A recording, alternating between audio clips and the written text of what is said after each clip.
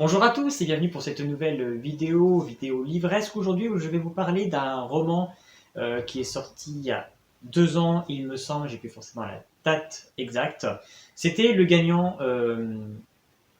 du concours Gallimard pour découvrir un nouvel auteur français.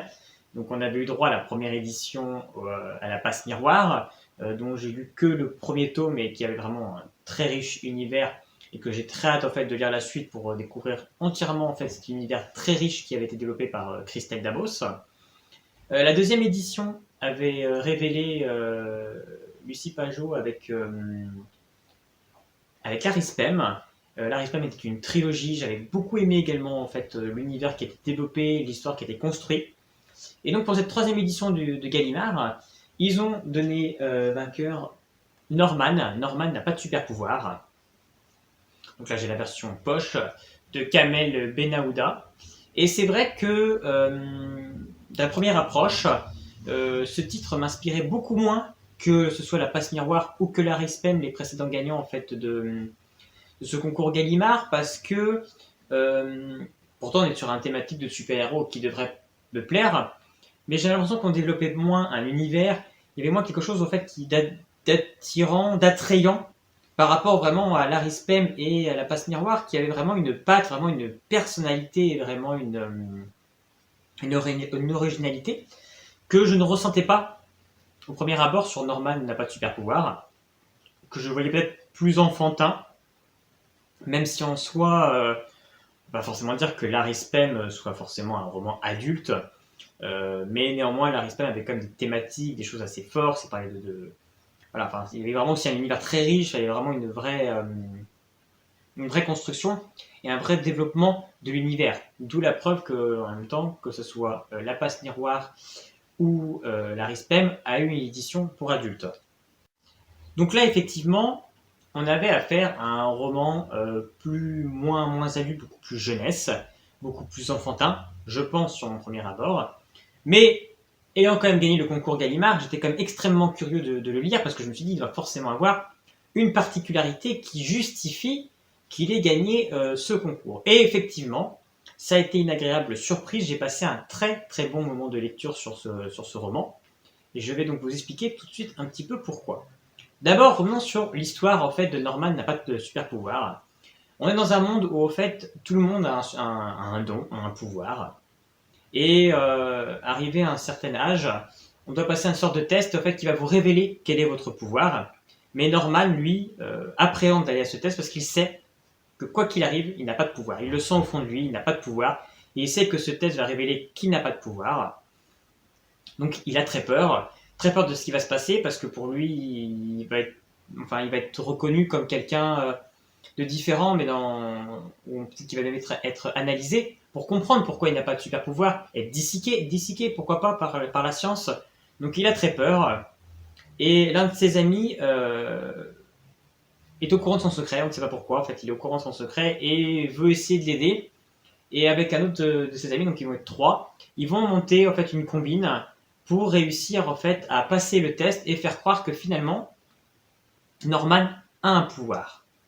Ils vont réussir à trafiquer l'ordinateur, ils vont donc dire que Norman a un pouvoir, et après avec ses amis et sa meilleure amie également, ils vont tout mettre en place pour essayer de tromper toute l'école durant l'année pour faire croire que Norman a un pouvoir.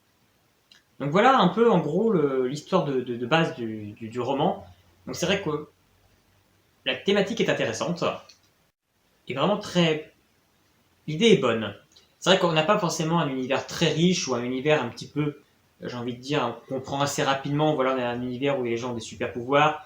Il y a une sorte de ligue des justiciers avec des héros qui sauvent le monde, etc. où tout le monde a un petit peu envie de rentrer pour participer en fait à sauver le monde.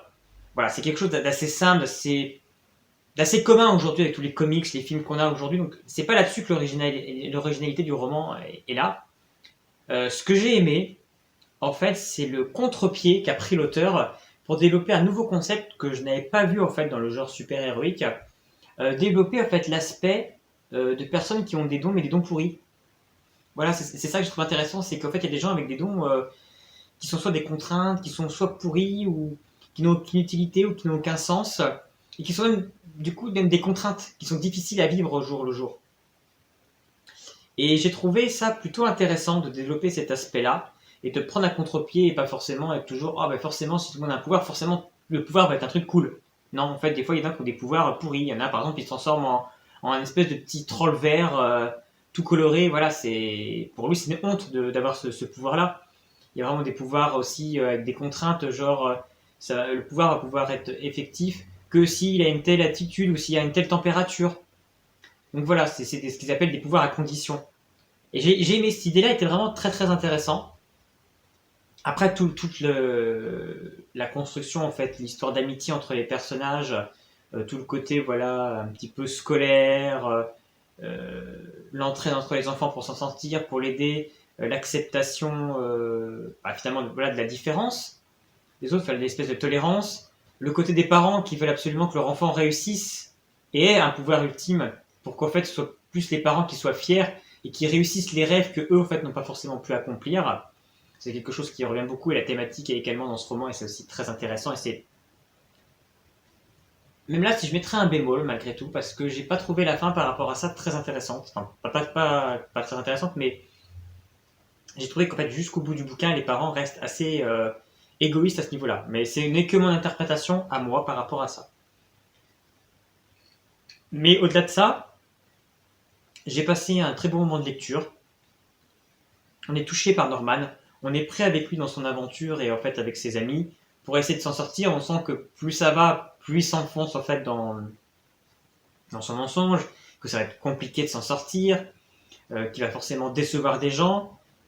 Et voilà, on a un petit côté un petit peu Club des 5 qui est plutôt intéressant. J'ai trouvé que ça ressemblait beaucoup au roman que j'avais lu, Prodige, Les Prodiges.